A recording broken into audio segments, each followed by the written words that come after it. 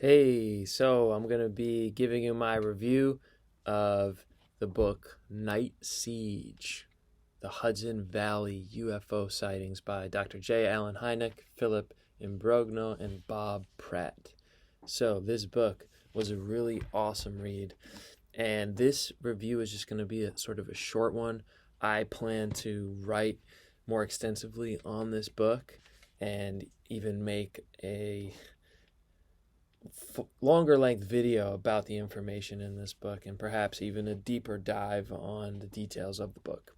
But this video, I just want to give you a kind of a brief overview so that if you're kind of researching about this book, you can see from my perspective what value it gives you. You could decide whether you want to read it or not, or you could even just get the key takeaways here. Now, this book, essentially, it's about a 200-page read, and it becomes a bit of a page turner because this is reporting on a series of sightings that happened in the Hudson Valley region of New York.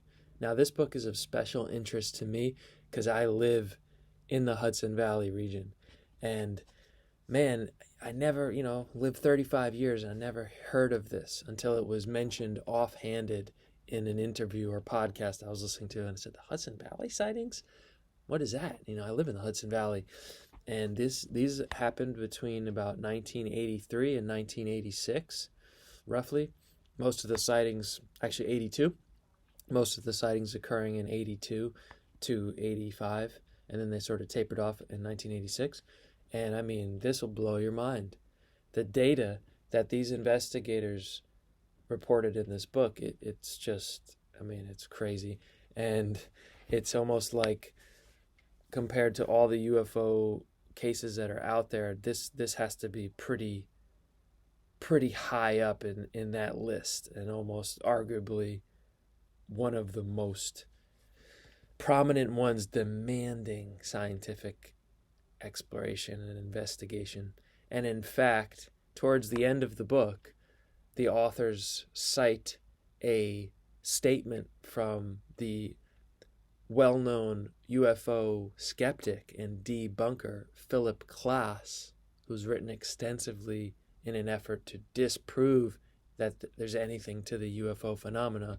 He even says that the Hudson Valley sightings may be the only case where he feels there's something truly inexplicable that happened. So, take that for what it is, and that alone might give you reason to read through this book. Now, what's funny about it is, admittedly, as interesting as it is, and as most of the book was a page turning, and one of those books where you can't wait to get back to it to see what else you're going to read about, at the same time, it gets kind of repetitive, because from 1982, 1983, 1984, and all these different months, there are literally just, they received, counting by the number of reports that they go through and give you tables at the end of the book of them all. There's over 1,000. There's over 1,000, and so many of these are not just from random people. They are from people who have reputations to uphold. And I think that's one of the biggest takeaways from this case, is that you have police officers, you have presidents of companies, you have engineers, scientists, teachers, all these kind of people who would not want to be going to the press saying, I saw a UFO, it wasn't planes, it wasn't this or that. It doesn't make sense. A couple, maybe a handful of them, okay, maybe they're colluding, maybe it's something. This is hundreds and hundreds and hundreds of people seeing them in the same area at the same time. They're even seeing them the same night. When it's moving, they do a very thorough job in the book of reporting, okay, it was seen in this town, and then an hour later we categorize all the reports, then it was seen moving there. It all checks out. So it's just fascinating to read it. And going back to my point, it's gets repetitive because the sightings that are reported, they're so consistent. They're just like, okay, another one, another one, another one, another one. Now, same exact characteristics. Everything is very closely. The reports are so similar. So the other thing that makes this book unique in ufology, and in sort of investigating this whole UFO, now called UAP phenomenon, is that these ones were a unique type of craft, if that's what they were. They were very big, the size of a football field, and they were reported predominantly as being boomerang or V-shaped. Now, triangle-shaped UFOs have certainly been ones that have been reported over the years, over the decades that this has been happening. But the authors also state towards the end that they think it might have actually been a circle and only part of the lights were on, making it look like a boomerang or a V. So it's just fascinating. You have so many reports literally from police officers, scores of police officers, and other, professionals reporting the same thing. You had these happening week after week, year after year here in this region. And they talk about how the media or the police and especially the FAA, it seemed like a lot of this demand from the public and the media of what are these things? Explain it.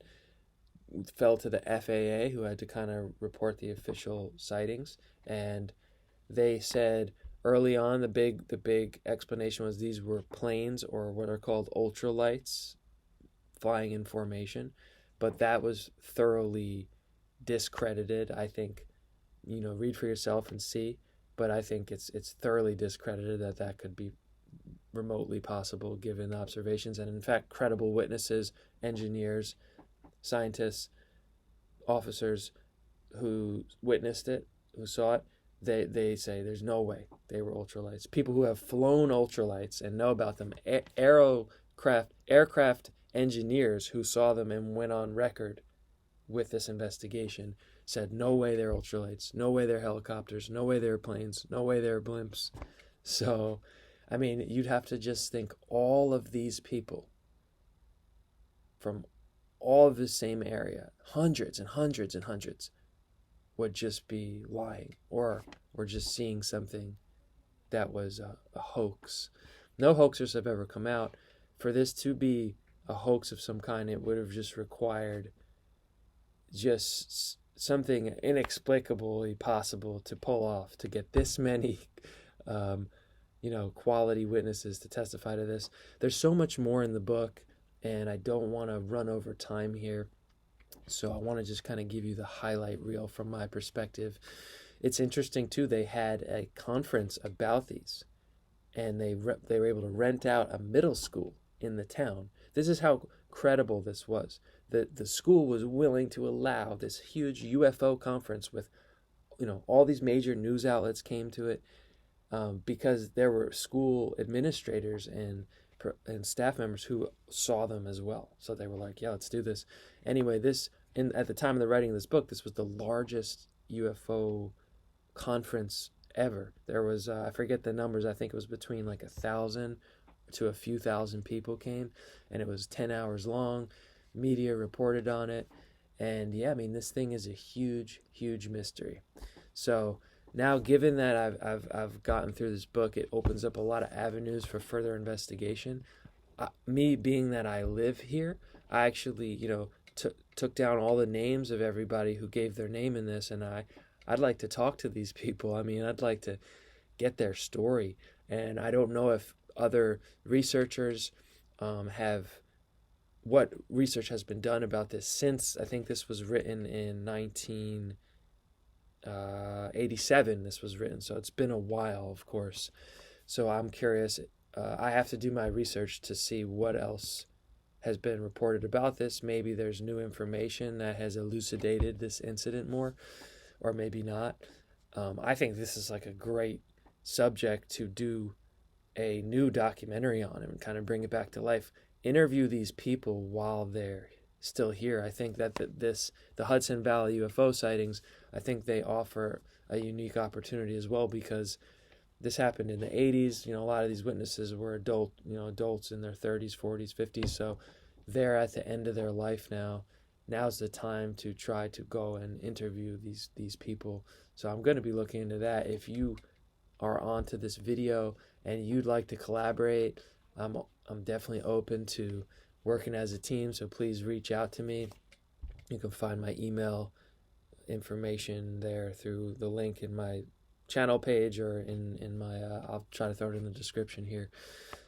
But yeah, I would like to investigate this further, and I'm definitely going to be focusing on this because I think it's such a unique case. I think it has an incredible amount of strong evidence, and it's also happened in my backyard here where I live in the Hudson Valley.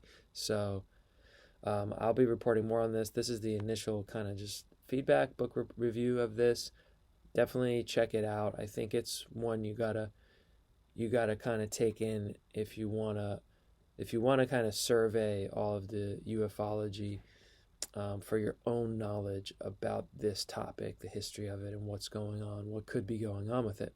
So yeah, hope this was helpful, and